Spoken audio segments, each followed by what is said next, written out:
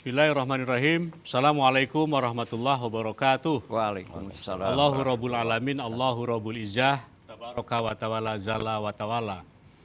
Pemirsa, terima kasih telah bergabung dalam diskusi eksklusif, yaitu ngobrol bareng Gubernur Banten di Banten TV.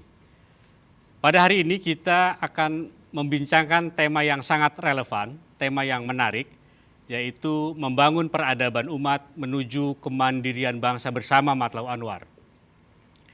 Pemirsa, pada hari ini saya sangat berbahagia sekali karena bisa berbincang langsung dengan dua narasumber yang kami hormati, dua narasumber yang kami kagumi. Yang pertama adalah Bapak Andra Soni, Gubernur Banten. Yang kita kenal, beliau memiliki perhatian besar terhadap pembangunan Provinsi Banten. Bang Andra, dan salah satunya adalah bagaimana memajukan masyarakat Banten.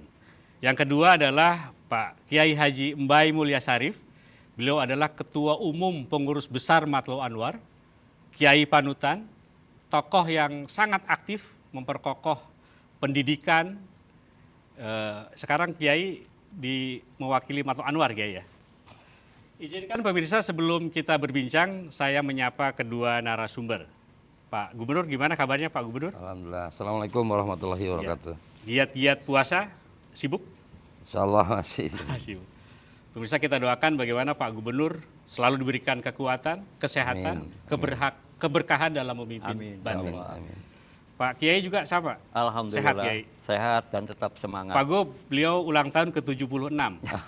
Selamat ulang tahun. Kita doakan pemirsa, Pak Kiai selalu diberikan kekuatan, kesehatan, dan keberkahan dalam memimpin umat dan bangsa.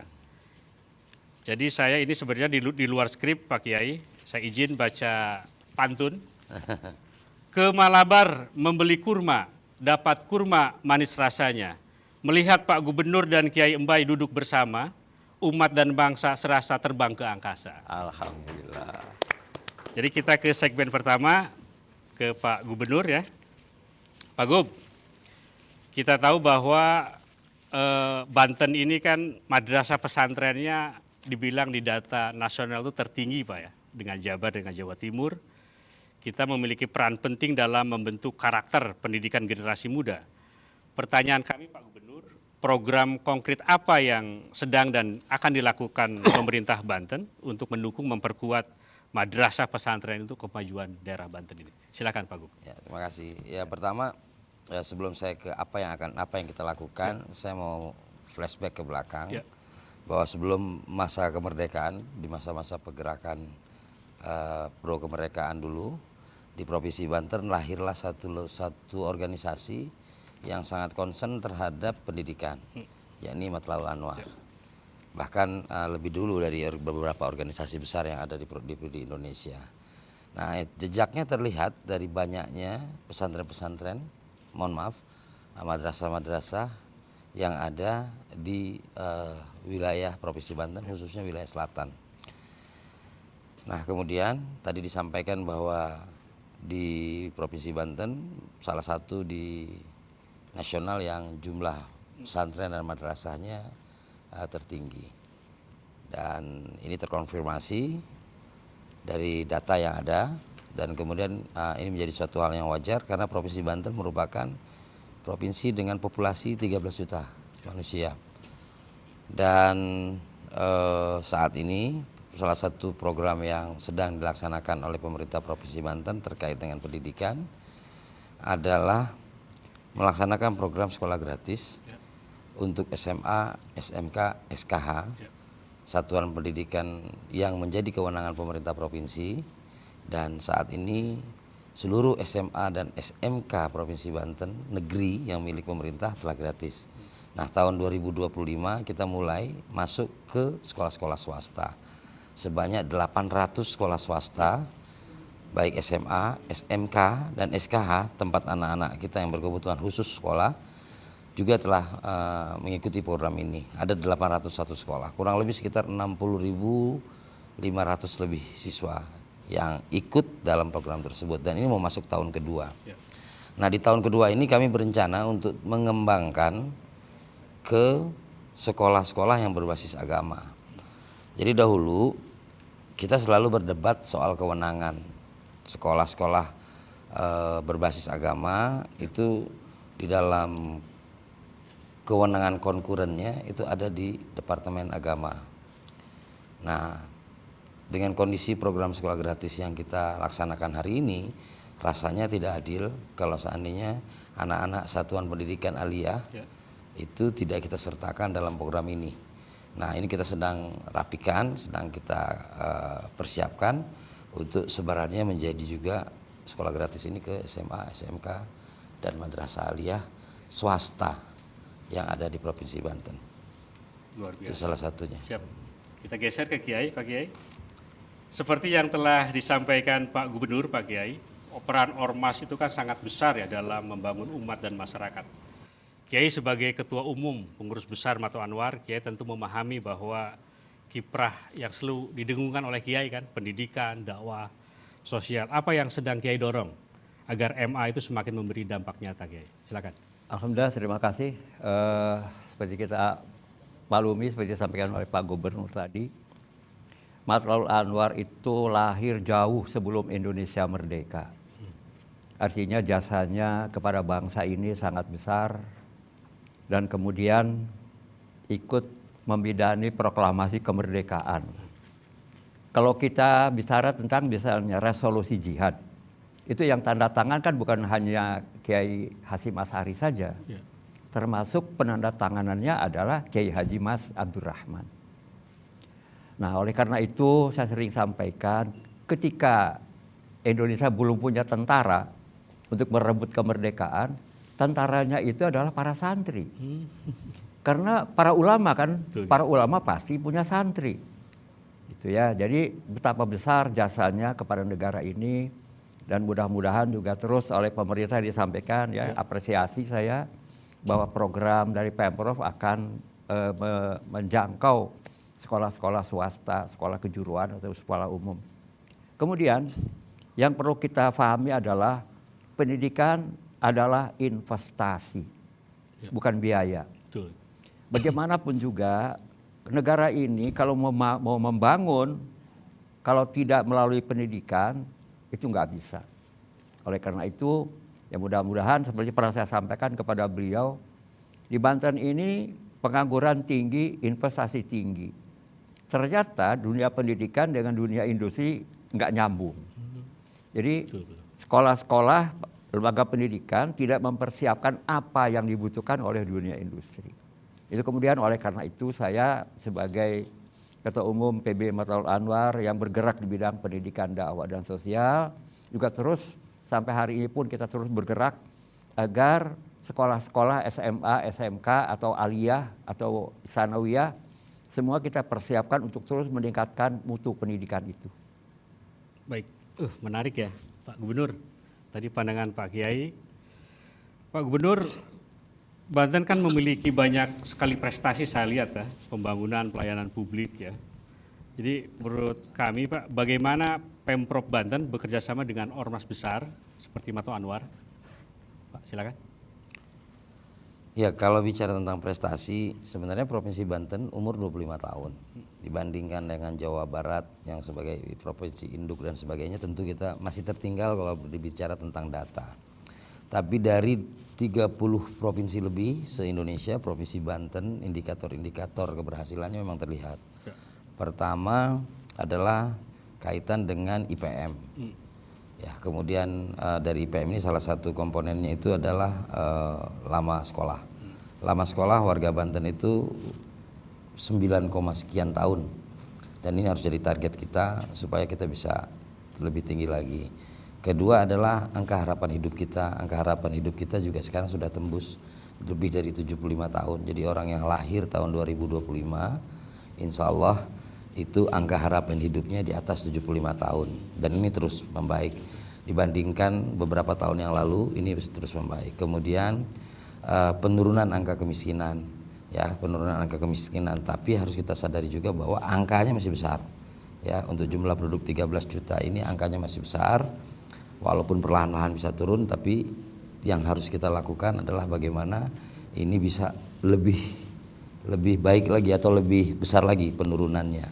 Nah, apa yang langkah yang harus kita lakukan? Salah satunya adalah harus bekerja sama dengan ormas-ormas besar yang selama ini eksistensinya teruji. Eksistensinya teruji dan pengabdiannya teruji. Ada beberapa ormas yang saya merasa sangat ingin berkolaborasi.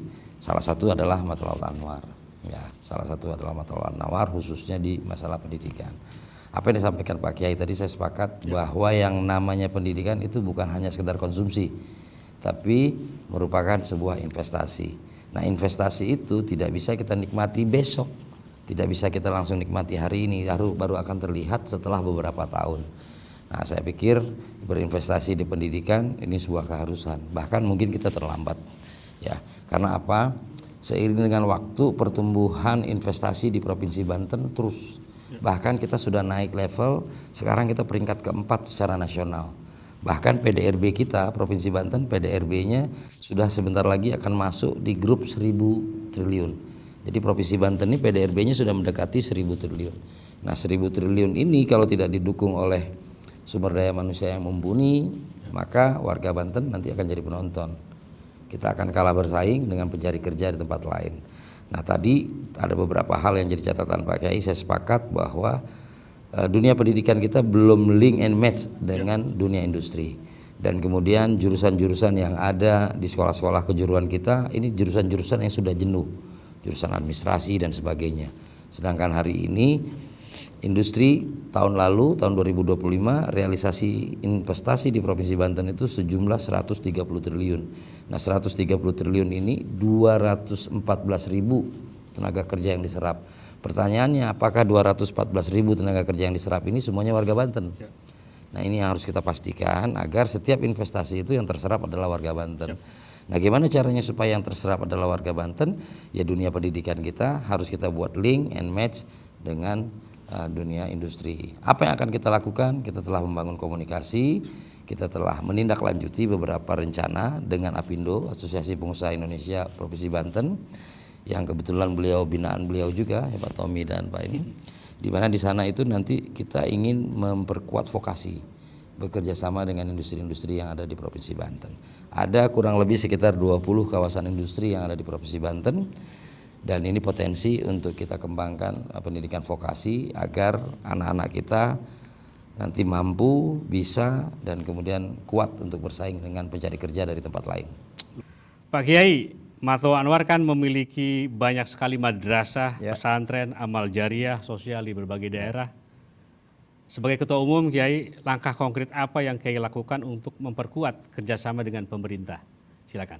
Ya, memang seperti halnya 9 prinsip organisasi Matlaul Anwar, salah satunya adalah bekerja sama dengan pemerintah dalam pembangunan.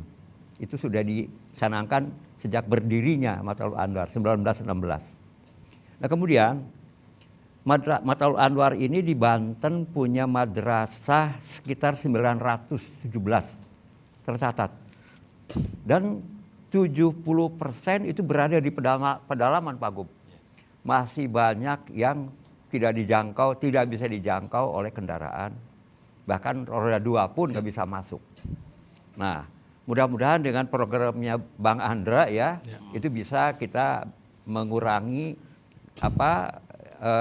jalan masuk ya ke lokasi-lokasi, ke daerah-daerah yang memang jalannya masih belum bagus. Termasuk saya sampaikan kemarin kepada Pak Menko Infrastruktur ya, agar lebih memperkuat, saya bilang memperkuat bagaimana agar infrastruktur di Banten Selatan, sebenarnya juga memang prioritas dari Pemprov juga, agar lebih bisa seperti misalnya berbatasan dengan Jawa Barat kita kan. Jawa Barat sudah mulus, kita mesti jalan tanah misalnya gitu. Jadi itu yang perlu terus kita tingkatkan. Kan bagaimanapun juga, bayangkan kalau anak yang mau sekolah, anak SMP itu berangkat jam 3 subuh. Karena busnya cuma 1. Jalannya rusak. Ya, itu jadi salah satu yang perlu kita pikirkan bersama. Mudah-mudahan juga jadi perhatian dari Pemprov ya. Siap. Agar anak-anak yang di pedalaman itu bisa sekolah dengan bisa normal lah ya, tidak berangkat jam 3 subuh, dia supaya bisa jam 7 sampai di sekolah. Nah, pulangnya juga mereka sampai rumahnya malam, naiknya di atas kap gitu. kampus. Dan kondisi madrasah yang ada itu sekarang lebih banyak yang memang sudah tidak layak. Alhamdulillah ya juga ada bantuan-bantuan dari CSR dari swasta. Ya, Yang oke. kemarin di Cirinten, ya Cirinten itu Baduy luar itu ada 2 unit juga dilaksanakan oleh CSR swasta. Gitu. Oh gitu, Kiai. Ya. Siap. Kita kembali ke Pak Gubernur. Pak Gubernur, pemerintah Provinsi Banten kan dikenal memberi perhatian pada pendidikan ya. Ada istilah Kiai itu sekarang lagi musim ketahanan pangan, Pak Gubernur. Pemberdayaan ekonomi masyarakat. Bagaimana dukungan Pemprov Banten, Pak Gubernur, kepada Ormas seperti Mataul Anwar khususnya dalam penguatan ekonomi masyarakat itu? Iya, memang bukan kita sebut tren ya. Provinsi Banten itu harus kita tarik ke ranah ketahanan pangan karena memang di situ potensi kita. Kita berbatasan langsung dengan wilayah perkotaan, ada kurang lebih sekitar 42 juta warga di aglomerasi Jakarta. Ini merupakan sebuah pasar. Nah, Provinsi Banten itu speknya cocok untuk bertanam, speknya cocok untuk menjadi distributor bagi wilayah aglomerasi Jakarta. Nah, ini harus dimanfaatkan. Kalau kita tidak bekerja sama, maka kita akan terlambat. Nah, saya tadi menarik yang disampaikan oleh Pak Kiai bahwa ada kurang lebih sekitar 900 ya Pak ya, 900 sekolah madrasah atau lembaga pendidikan di bawah Mataul Anwar yang ada di wilayah pelosok-pelosok di Provinsi Banten. Saya sepakat Pak, salah satu indikator apa yang kita pakai untuk membangun sebuah jalan. Saya mungkin kesempatan ini saya mau jelaskan bahwa Provinsi Banten sudah berdiri 25 tahun, tapi belum pernah masanya pemerintah provinsi itu turun langsung ngurusin jalan desa. Ini tahun pertama kita langsung ngurusin jalan desa. Apa yang kita cari dengan ngurusin jalan desa? Karena memang disparitas itu masih jelas terlihat. Semakin terlambat kita ngurusi ini, maka disparitasnya akan makin jauh.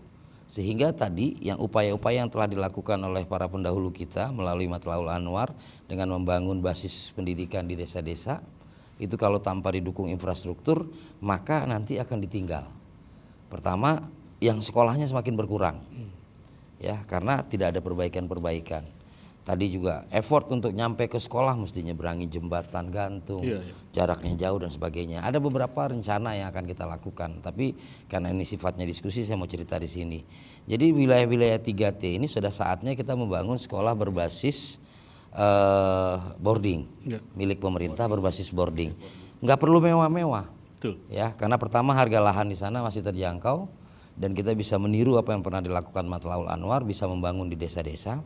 Nah, kemudian sekarang kita bangunnya berbasis boarding school, di mana di sana nanti bisa bekerja sama dengan Mataul Anwar atau organisasi-organisasi kemasyarakatan lain yang concern kepada pendidikan supaya muloknya masuk, muatan lokalnya masuk. Jadi kita bukan hanya mendidik anak-anak kita tentang ilmu-ilmu eksakta yang ada hari ini, tapi juga mendidik dengan basis-basis kelokalan kita, ya, basis-basis lokal kita. Dan saya pikir ini tidak sulit untuk dilaksanakan. Saya ambil contoh, kita bangun sekolah di daerah Pandeglang dan Lebak. Habislah uang kita kurang lebih 3 sampai dengan 5 miliar untuk bangun sekolah. Yang sekolah cuma 60 orang. Oh, gitu ya. Ya, minta dibangun sekolah di sana, yang pengen sekolah cuma 20 orang, 15 orang. Nah, saatnya sekarang kita mengintegrasikan. Kita buat aglomerasi. Contoh di daerah 3T, tidak terluar atau tertinggal, kita bangun satu sekolah, ekosistemnya terbangun. Nah, sebenarnya ini sudah ada konsep di Pak Prabowo namanya sekolah terintegrasi. Berbeda lagi dengan sekolah rakyat, ini sekolah terintegrasi. Tapi itu kan pemerintah pusat. Pemerintah daerah kan punya kewenangan juga. Nah, untuk satuan pendidikan di bawah tanggung jawab pemerintah provinsi itu SMA SMK kita bisa bikin terintegrasi. Jadi di situ kita boarding. Kita sebenarnya punya sekolah boarding namanya CMBS. Ya, di bawah tahun 2017 itu khusus. Karena memang kewenangan mengelola SMA SMK itu ada di kabupaten kota. Maka kita kekhususannya adalah kita punya CMBBS. Pasca 2017 kekhususannya hilang.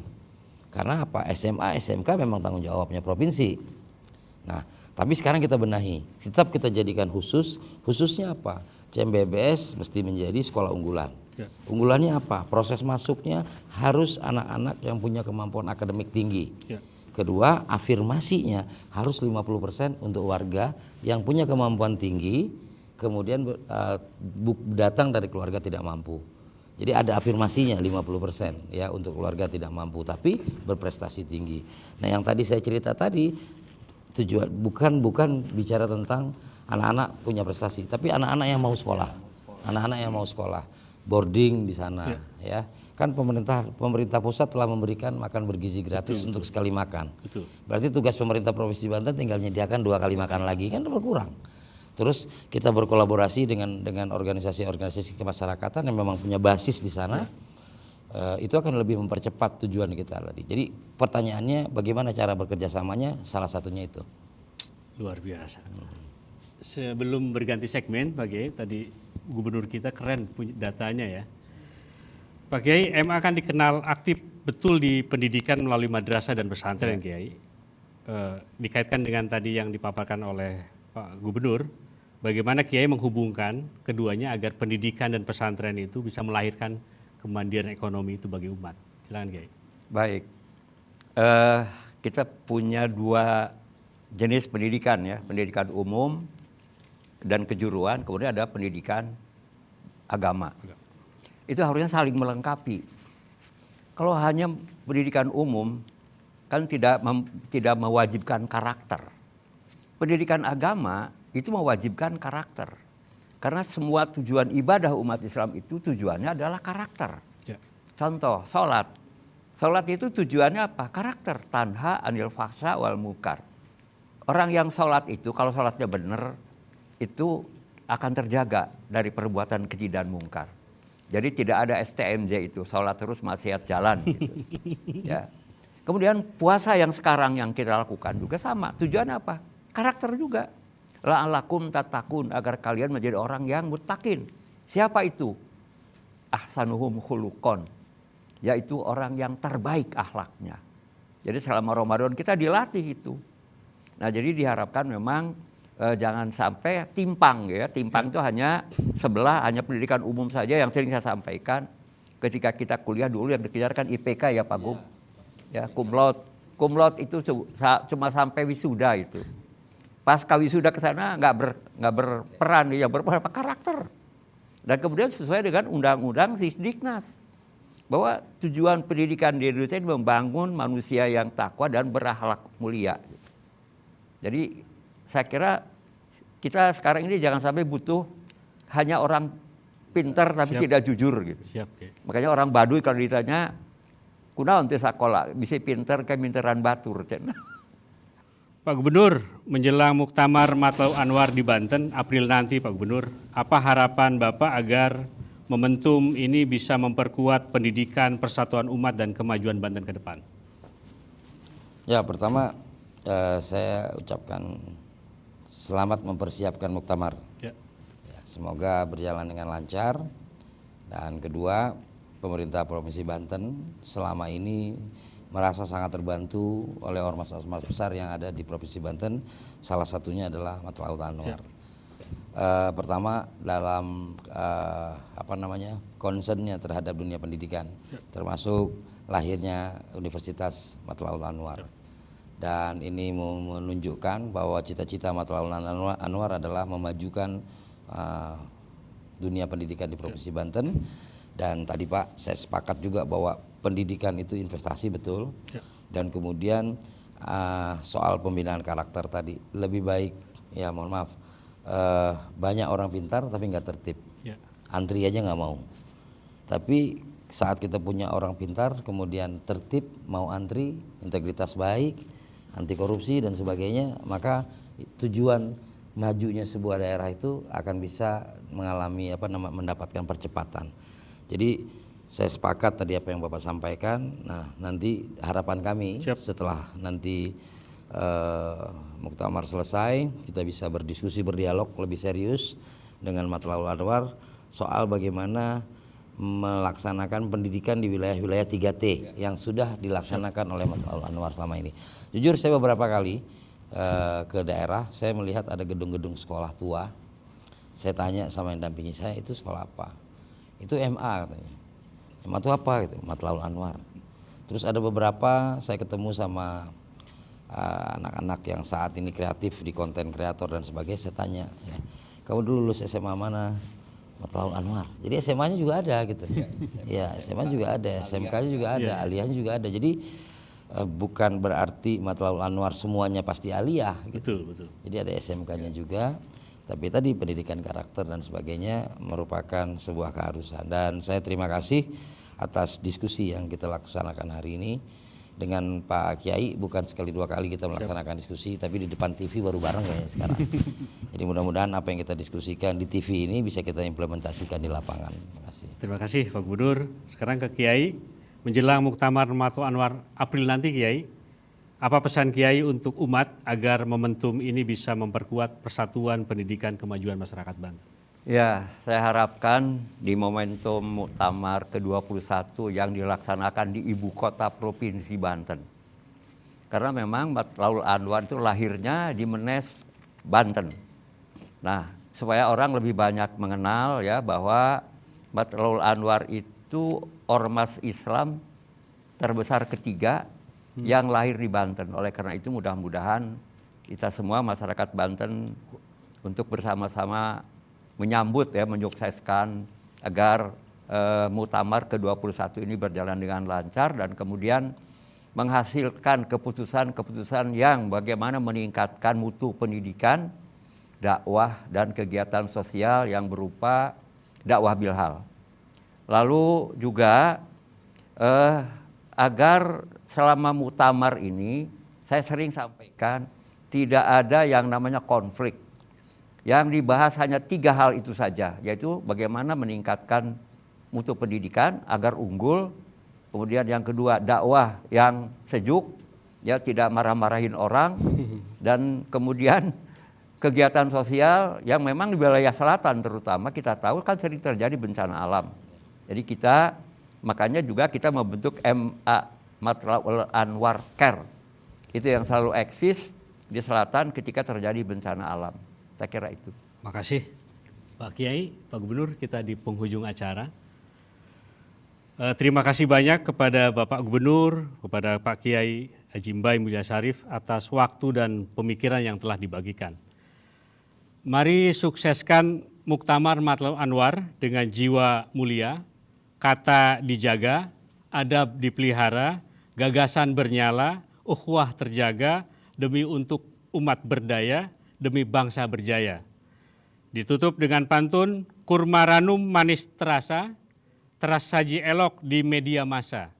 Muktamar Matlaul Anwar untuk Indonesia, membangun peradaban umat, mandirikan bangsa. Sampai jumpa di acara berikutnya. Terima kasih. Hadanallah wa iyyakum ila syiratim mustaqim. Assalamualaikum warahmatullahi wabarakatuh. Waalaikumsalam. Singkat.